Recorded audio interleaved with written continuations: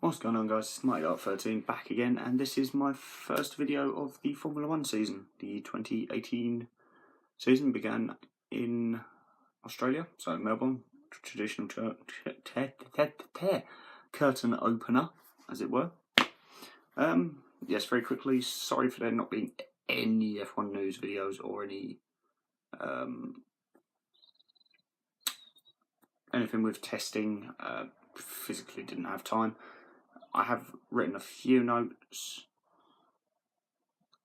about testing, so bits here and there. Apart from that, obviously, a bit of a change up this year.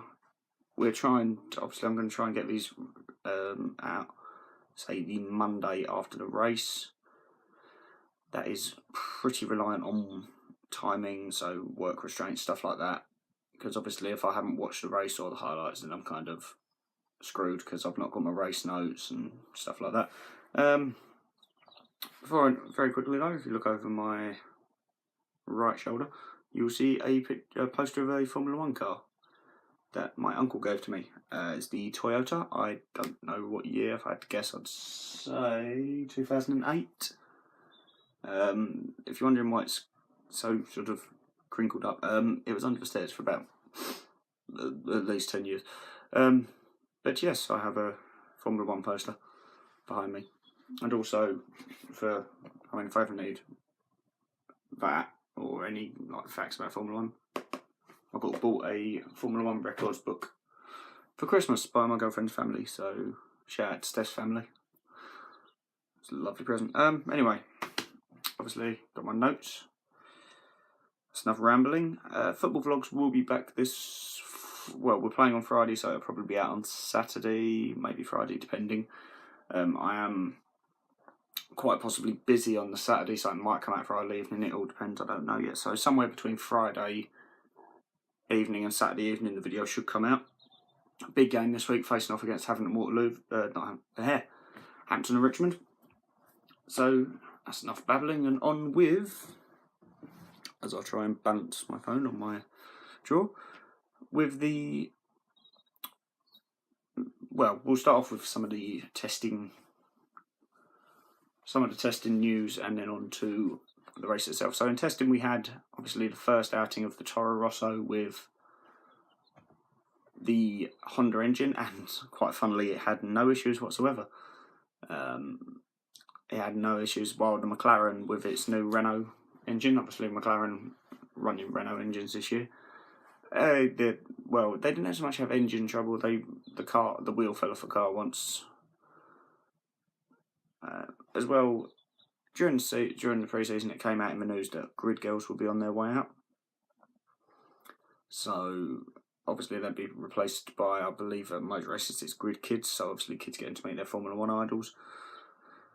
So, I mean, my opinion on it, I think in some ways it's good.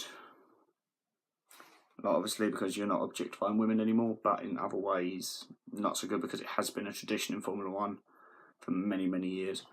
Obviously, the biggest news across the off-season and the testing was the inclusion of the Halo device, which, I mean, if you've seen the thumbnail on the video, I'm trying to get a picture of a current Formula 1 car.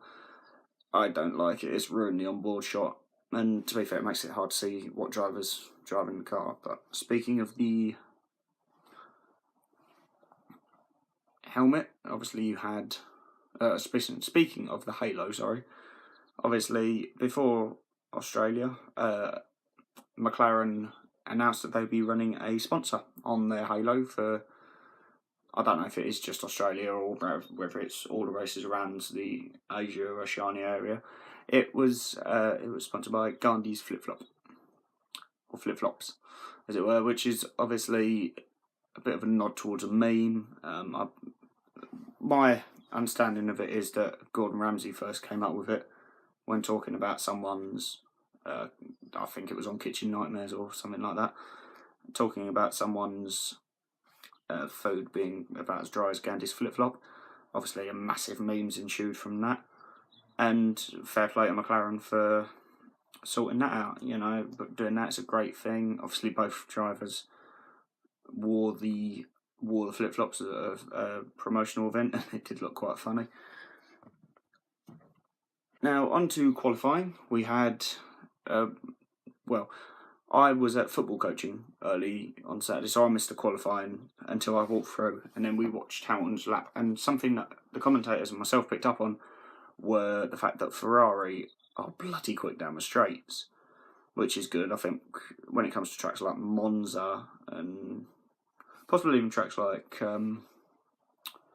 possibly the French Grand Prix, depending. I mean, obviously that's returning for this season, which would be interesting because I've never actually watched a French Grand Prix. But you've got that. But as for the Merc, it was the Merc made up a majority of its time through the corners. Now, if you look at some of the tracks we're going to, you know, the likes of your Monacos, even Silverstone, like the British Grand Prix to an extent, the Merc is going to be pretty good. So obviously I've left it long enough now. If you don't know the race result, you might want to go and watch the highlights. But Sebastian Vettel won after Lewis Hamilton got pole. Lewis Hamilton second and Kimi Raikkonen third. Bottas finished 8th after starting 15th with a gearbox.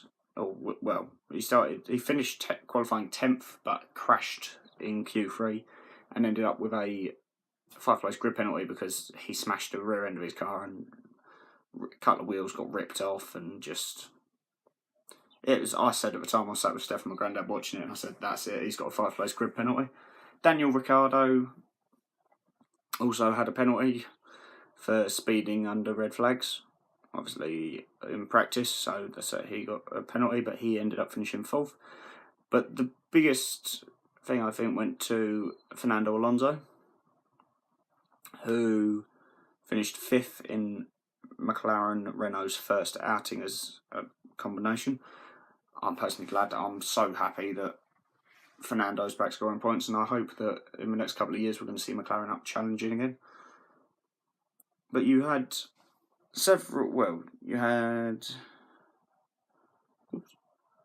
had retirements. Now, one of the... You first had... Oops, there's a phone goes off. Sorry. You had... First driver out was Sergei Sirotkin, who was obviously making his debut for Williams. So obviously he had...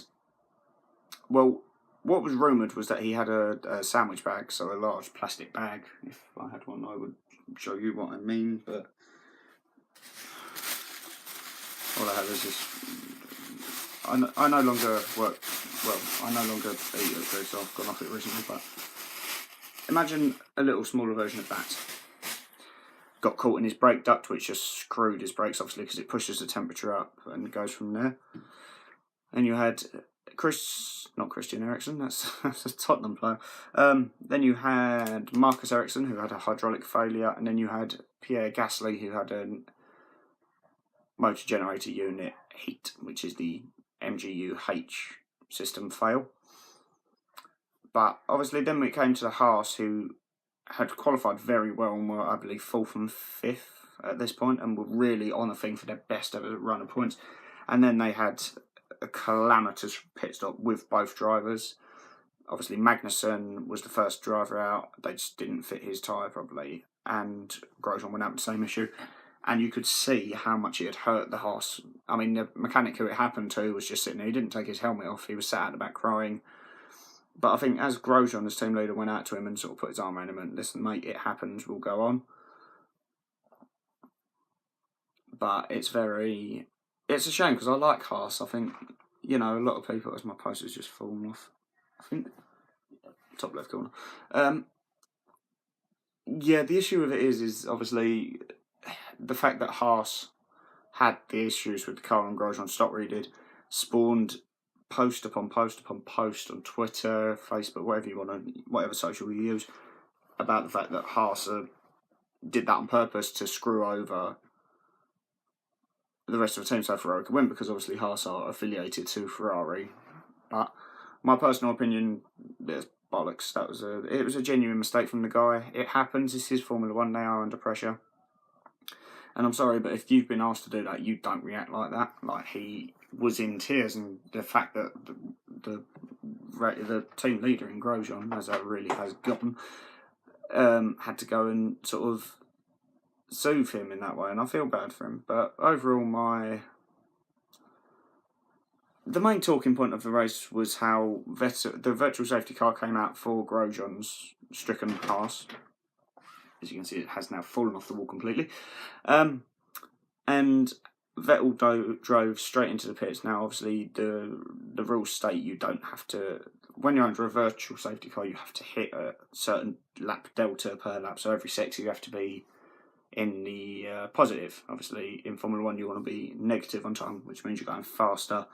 You have to be in a positive delta. And the loophole in this is when you go into the pits, you don't have to follow that delta. You can just floor it in until you get to the pit lane, which has a 60 miles an hour speed limit, if not lower. I think it might be 50 actually after an incident a few years back. But Hamilton Vettel's come into the pits, had his pit stop, it's gone really well and come back out. Hamilton's sort of come over the radio and gone, well, guys, what happened? Like, what, you know, how is he in front of me now? And what Mercedes basically said was that they hadn't calculated the gap properly, which happens. Overall, though, from what I saw of the race, it was quite there were some good overtakes, and I think this season could be bloody brilliant for race wins. The Red Bull, perhaps not as fast as we're all hoping, but the Ferrari is definitely up there.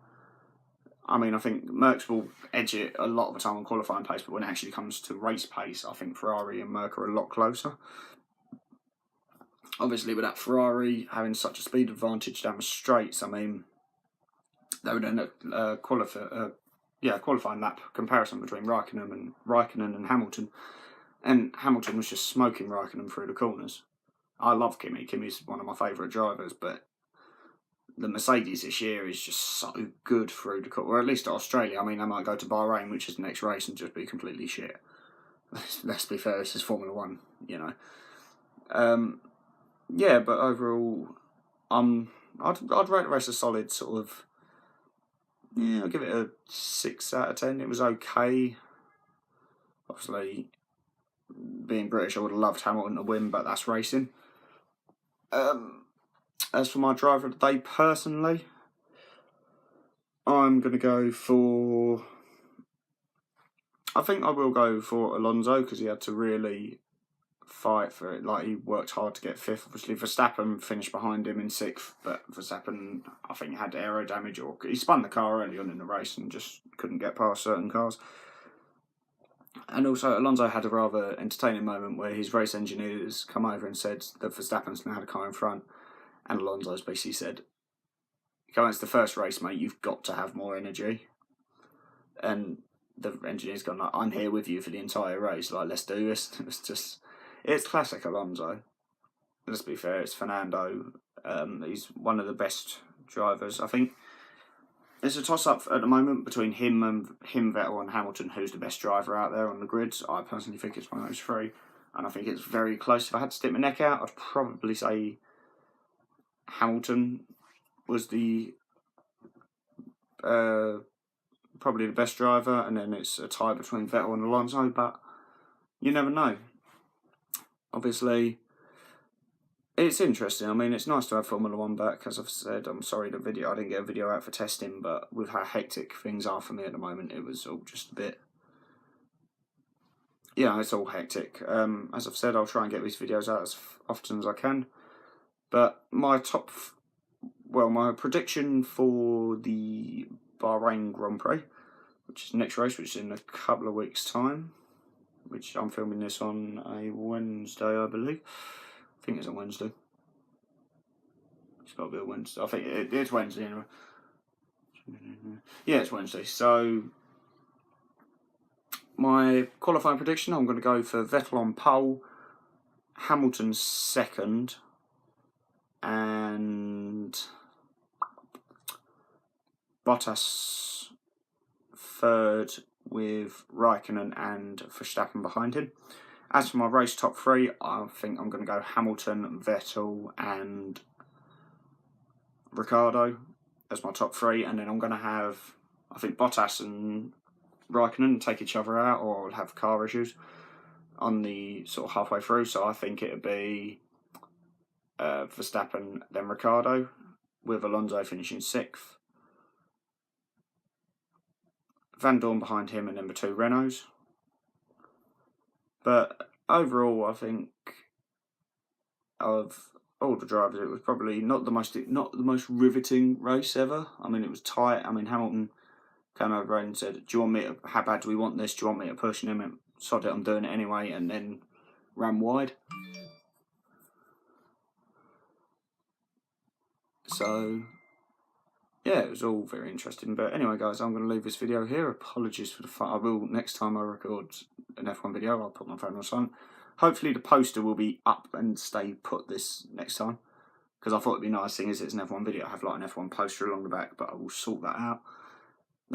Yeah, you know, don't forget to leave a like. The support recently on football vlogs has been amazing. I know I'm not posting as much, but there's reasons behind that. Obviously, Dartford are in a title running now. We face off against Hampton and Richmond Borough on Friday, and then we're away at East Thurrock on Monday. I don't think I'm going to East Thurrock, because I went there last season and there was just nothing there. It's a crap ground. But I'm definitely at the Hampton and Richmond game. It's going to be exciting.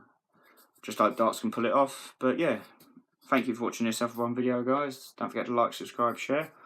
And I'll see you in the next one, which will be Bahrain. So, have a good one.